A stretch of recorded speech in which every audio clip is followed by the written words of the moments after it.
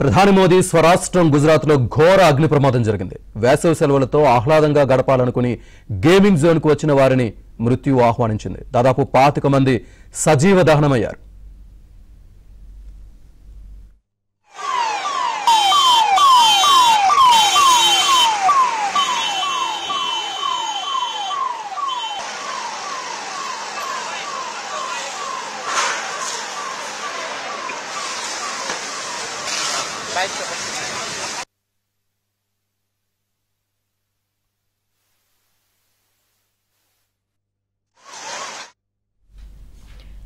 గుజరాత్లోని రాజ్కోట్లో TRP gaming zone ఉంది. నిత్యం సందర్శకులతో కళకళలాడే టీఆర్పీ గేమింగ్ జోన్ సెలవుల కారణంగా మరింత రద్దీగా కనిపించింది. జనమందరూ ఉల్లాసంగా గడుపుతున్న తరుణంలోనే అకస్మాత్తుగా అక్కడ భారీగా మంటలు చెలరేగాయి. ఏం జరుగుతుందో తెలుసుకునే లోపే అన్ని వైపులా మంటలు వ్యాపించాయి. జనం హాహాకారాలు చేస్తూ పరిగెత్తేందుకు ప్రయత్నించినా దట్టమైన పొగ మంటలు వ్యాపించడంతో అది కుదరలేదు. దాంతో 24 మంది సజీవ దహనమయ్యారు. మృతుల్లో 12 మంది చిన్నారులున్నారు. క్షతగాత్రుల వివరాలు ఇంకా తెలియాల్సి ఉంది.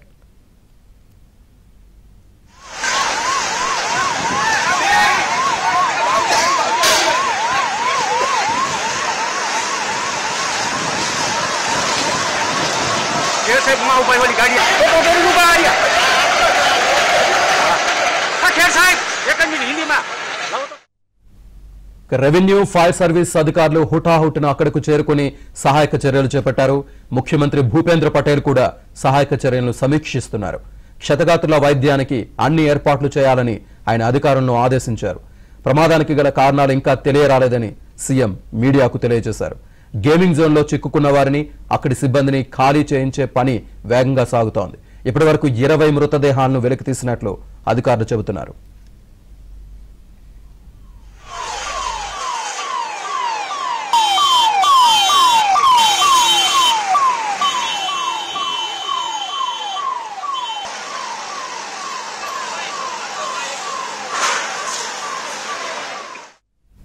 గేమింగ్ జోన్ యజమాని యువరాజ్ సింగ్ ను పోలీసులు అరెస్ట్ చేశారు.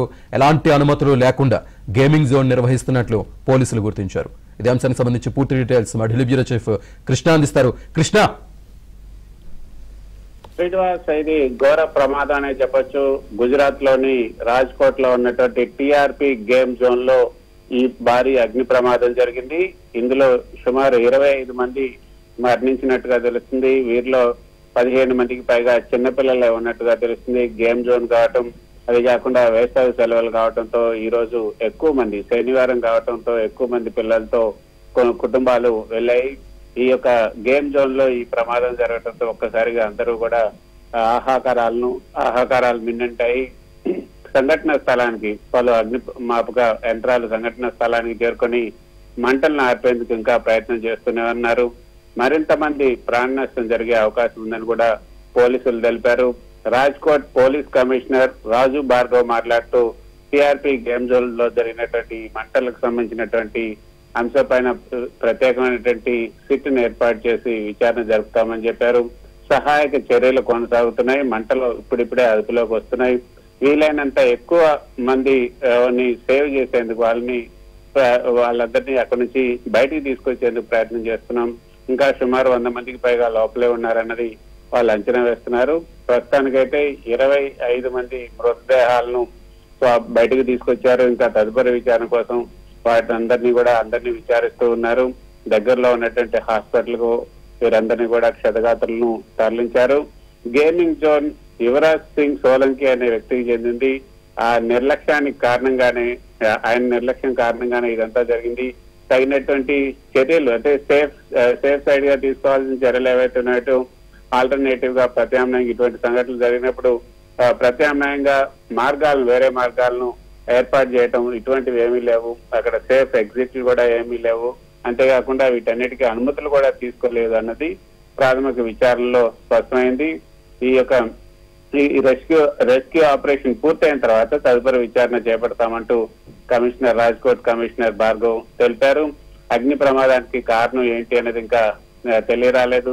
మంటలను ఆర్పేందుకు యత్నాలైతే ప్రయత్నం చేస్తూ ఉన్నాం. తాత్కాలిక నిర్మాణం అంటే ఈ మంటలు ఒకసారిగా బగ్గున బయటకు వచ్చేటప్పటికి తర్వాత అక్కడ ఉన్నటువంటి తాత్కాలిక నిర్మాణం కూడా కూలిపోయింది. గాలి వేగం కూడా ఎక్కువగా ఉన్నందువల్ల ఈ అగ్నిమాపక చర్యల్లో అంటే వాళ్ళ సహాయక చర్యల్లో ఇబ్బందులను ఎదుర్కొంటున్నామంటూ అగ్నిమాపక అధికారి ఐవి ఖేర్ ఒక ప్రకటనలో తెలియజేశారు. అంతేకాకుండా ఇప్పుడు భూపేంద్ర పటేల్ గుజరాత్ ముఖ్యమంత్రి కూడా దిగ్భ్రాంతిని వ్యక్తం చేశారు.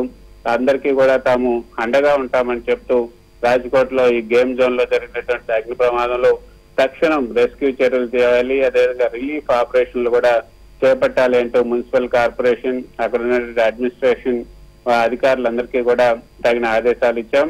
గాయపడిన వారికి తక్షణ చికిత్స కోసం ఏర్పాట్లకు ప్రాధాన్యత ఇవ్వాలని కూడా ఆదేశించినట్టుగా తెలుస్తుంది. మరికొద్దిసేపట్లో ఆయన సంఘటన స్థలానికి కూడా బయలుదేరి వెళ్లే అవకాశం ఉంది. ఈ సంఘటన పైన కేంద్ర హోంశాఖ అదేవిధంగా కేంద్ర ఎన్నికల కమిషన్ కూడా ఆరా తీస్తూ ఉంది. ఈ సంఘటన ఏ విధంగా జరిగింది, దీనికి గల కారణాలు ఏంటి అన్న దానిపైన అయితే ప్రస్తుతం సహాయక చర్యలు పూర్తయిన తర్వాత దానిపైన పూర్తి స్థాయి దృష్టి సారించే అవకాశం ఉన్నట్టుగా తెలుస్తుంది. ప్రధాని మోదీ కూడా ఈ సంఘటన పట్ల దిగ్భ్రాంతిని వ్యక్తం చేశారు. శ్రీనివాస్ కృష్ణ, గేమింగ్ జోన్ అంటున్నారు కానీ ఇంత భారీ ఎత్తున మంటలు రావడానికి అసలు కారణం ఏంటి? దీనికి ప్రాథమికంగా ఏమైనా నిర్ధారణకు వచ్చారా? అలాగే గేమింగ్ జోన్ టైంలో అసలు ఎంతమంది ఉన్నారనేది ఇప్పటివరకు ఏమైనా ఒక లెక్క తేలిందా? ప్రాథమిక అంచనాల ప్రకారం, ప్రాథమిక దర్యాప్తు ప్రకారం గేమింగ్ జోన్ లో ఈ సంఘటన జరిగినప్పుడు సుమారు 200 మంది వరకు కూడా ఉన్నట్లుగా తెలుస్తుంది. అయితే అది కూడా కెపాసిటీకి మించి ఆ యొక్క వీళ్ళందరినీ కూడా అనుమతించినట్టుగా తెలుస్తుంది.